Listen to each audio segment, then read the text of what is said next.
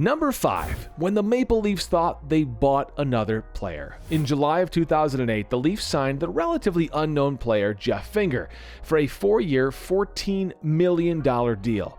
Within the Toronto organization, people talked about the great stats and merits that Finger had and how he was the shutdown guy for the Avalanche. He seemed like a great sign for the team and a strong addition to the team, but for many, something felt off. And when looking closer at Finger's stats, it quickly became apparent that none of his stats were even close to the truth. The stats that had been attributed to Finger were actually the stats of his teammate, Kurt Sauer. Someone in the Leafs had confused the two and had signed Finger instead of Sauer. Finger ended up with limited ice time before he was down to the minors and cut loose when his contract expired. Number 4, often touted as the single worst play in NHL history, Patrick Steffen's infamous play against the Oilers. The score is 5-4 to the Stars as they're about to beat the Oilers with less than 10 seconds left in the game. Patrick Steffen then misses the net, falls over, and the puck is then sent up to Oilers' Ales Hemsky, who puts it in the back of the net. With 10 seconds left on the clock, the game goes from an open net when leading by a goal to overtime, as described by Ray Ferraro. And it seems like the goalie agrees as he takes a sip in disappointment and complete disbelief. Number 3, the time when the Bruins had 8 players on the ice at once. It's quite the simple rule, and one that even children can uphold. 5 players on the ice at most, excluding the goalie. Still, this rule got lost in the mix for the Bruins and coach Don Cherry. It was the 1979 Eastern Conference Finals, and after a tight game, the Bruins were up 4-3 against the Montreal Canadiens.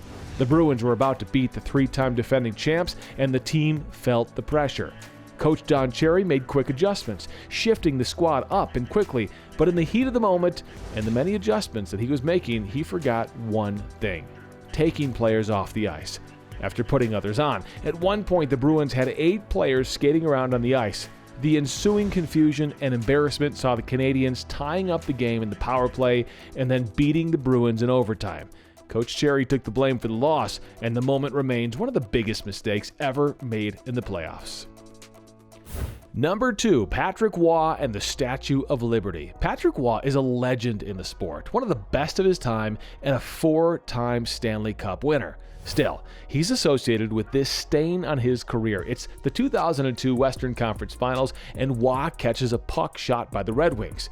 To show off and mock the other team, he starts lifting the puck into the sky. He struck the pose of the Statue of Liberty, hence the name, but the puck proceeded to fall out of his glove and onto the ice, where Brendan Shanahan easily put it into the net. The goal won the game for the Red Wings, who later won the Stanley Cup. Waugh would take the blame for the loss and keep that blunder on a career full of strong performances. Number 1, the infamous Detroit choke. It's over 70 years ago, but still holds up as the biggest choke in history. In the 1942 Stanley Cup Finals, the Red Wings are dominating the Leafs and are leading 3-0. The tension has disappeared as there's just no way for the Leafs to come back. However, the Leafs would go on to score 4 goals, ending the game 4-3. The Detroit fans nearly rioted and blamed bad officiating for losing the game. With the loss, the Red Wings lost all their confidence and went on a losing streak, losing the next 2 games 9-3 and 3-0.